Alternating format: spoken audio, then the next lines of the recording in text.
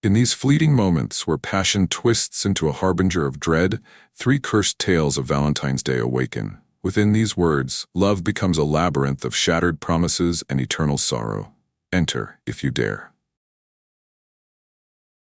In the quiet town of Eldridge, where every cobbled street whispered secrets of the past, Valentine's Day arrived cloaked in an unusual chill. Evelyn, a dedicated librarian known for her steady routines and gentle heart, found her life disrupted by an enigmatic letter delivered without explanation. The envelope, aged by time yet meticulously sealed, bore a script both elegant and forlorn. Its contents told a tale of a love so intense that it defied mortal boundaries, a romance marred by betrayal and doomed from its inception. The letter described a man named Alistair, whose ardor had once set his world ablaze until treachery snuffed out his light. With each word, a spectral lament emerged, a sorrow that suggested his passion had been cursed. Intrigued and unnerved, Evelyn began receiving more letters over the ensuing days. Each missive deepened the mystery, revealing fragments of a tragic past, a forbidden love that had evolved into an eternal cycle of anguish. In every carefully penned line, the presence of Alistair's grief seemed to seep into the very soul of Eldridge. In the library's hushed corridors, Evelyn discovered that reality itself was bending. A misplaced volume on ancient lore, cryptic inscriptions appearing on long-forgotten manuscripts, these anomalies pointed to a past that refused to remain silent. It became clear that the letters were not simply relics of a bygone era. They were active portents of a curse that had entwined itself with the fate of the town. The lore revealed a romance centuries old, star-crossed lovers whose doomed union had birthed a curse. They had chosen death over separation, and in their final moments, their souls had intermingled in a tragic pact that destined their love to return every Valentine's Day. Compelled by a mixture of duty and curiosity, Evelyn embarked on an investigation into Eldridge's shadowed history. She pored over brittle documents, unearthing accounts of a passionate affair that defied societal norms and ended in bitter retribution. The lovers' secret meeting place, an abandoned chapel on the edge of town, loomed large in the legends. In the final letter, a plea was extended. A summons to the chapel at midnight on Valentine's Day, where the spirit of Alistair might be laid to rest, or perhaps his tormented soul would finally find release. Despite the tremor of fear in her heart, Evelyn could not resist. On the fateful night, she made her way to the chapel, its crumbling facade a mute testament to lost devotion. Inside, the stillness was profound. Every echo of her footsteps reminded her of the inevitability of fate. In a secluded corner, beneath the pale light of the moon filtering through shattered stained glass, a figure emerged. There before her hovered the spectral form of Alistair. His eyes, pools of unending sorrow, reflected centuries of betrayal and regret. In that silent communion, the tragic truth revealed itself. Alistair had been betrayed by the very person he trusted most, a friend whose envy had sealed his fate. Alistair's ghost spoke not with rage, but with a mourning that resonated deep within Evelyn. His lament was an elegy for a love perverted by obsession, a reminder that passion, when twisted by deceit, bore a price too steep for mortal hearts. As the spectral figure faded into the darkness, Evelyn felt the weight of his despair settle upon her soul. She realized that the cursed love was not confined to the letters or the chapel. It had seeped into the town, infecting every whispered promise and every fleeting smile on Valentine's Day. In the days that followed, Eldridge underwent a subtle but undeniable transformation. Neighbors who once exchanged warm greetings now carried hidden burdens. The letters continued to arrive, each one a reminder that the legacy of the Crimson Heart was far from over. Evelyn, now both witness and chronicler, began to document the unfolding tragedy. Her journal became a repository of grief and warning, a testament to the dangerous interplay between love and betrayal.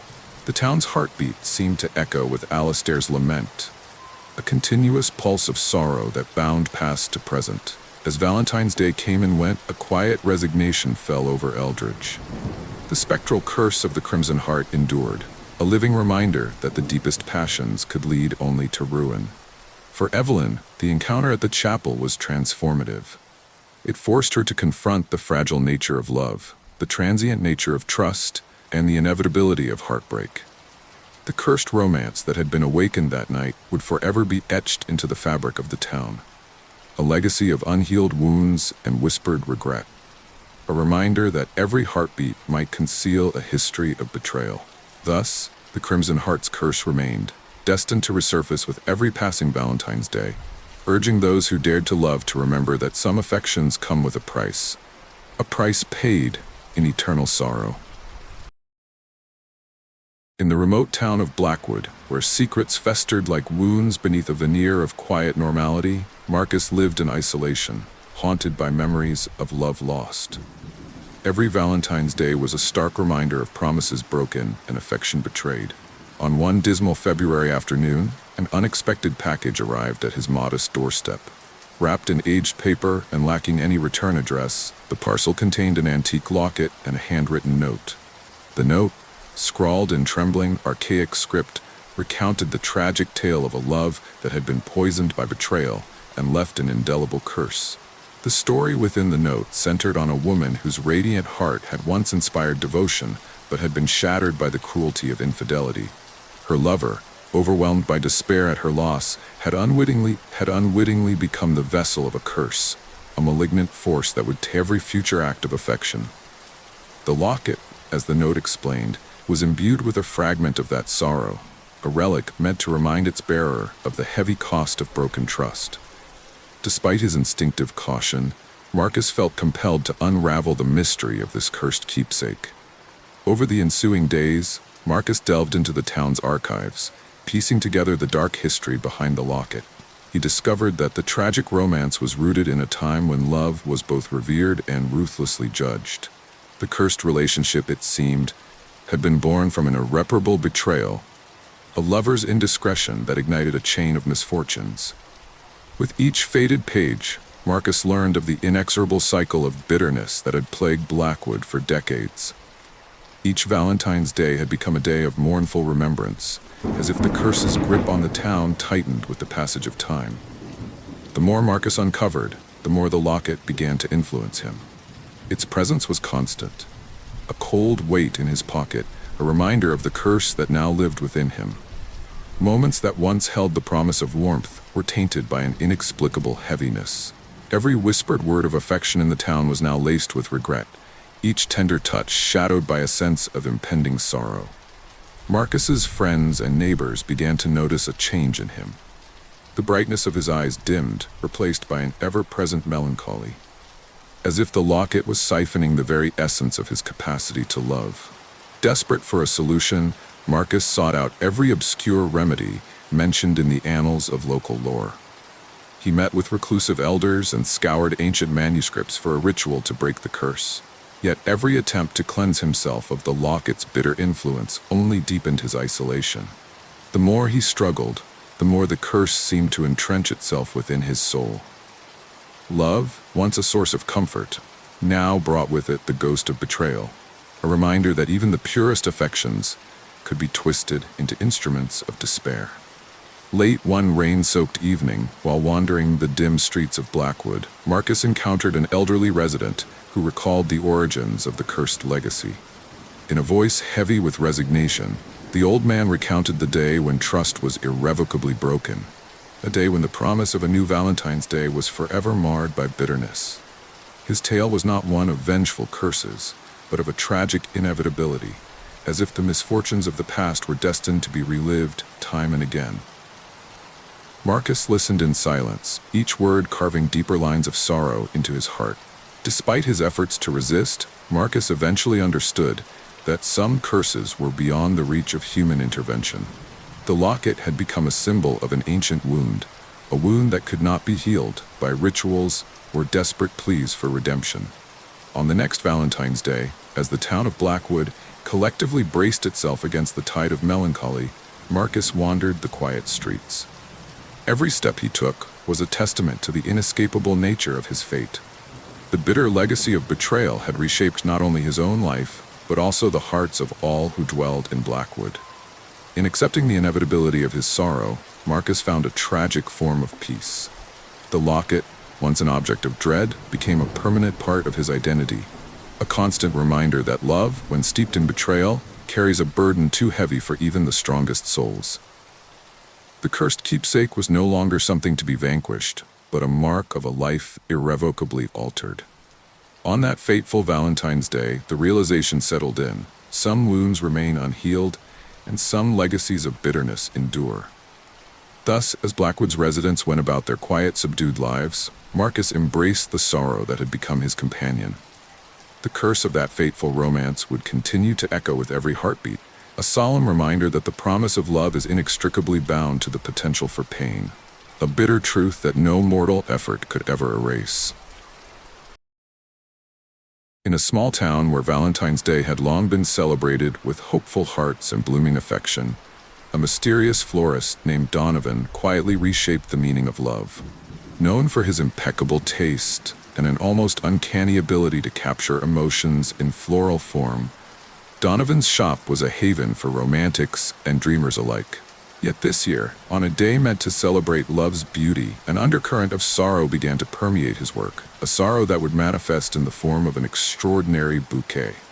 The centerpiece of Donovan's latest creation was a single arrangement of deep, velvety roses. Their petals, soft and inviting, carried an aura of melancholy that belied their outward beauty. Accompanying the bouquet was a handwritten card, its message a poetic yet somber recounting of a love lost to betrayal. The note told the story of a devoted lover whose heart, once full of promise, had been shattered by the deceit of the one they trusted most. It spoke of a curse, a dark legacy that transformed every tender Valentine's Day into a day of lingering regret and unspoken grief. Among the recipients of this fateful bouquet was Clara, a woman who had long guarded her heart against the perils of romance. Her life had been a tapestry of brief, often painful encounters with love. When the roses arrived at her door, Clara felt a stirring of both hope and dread.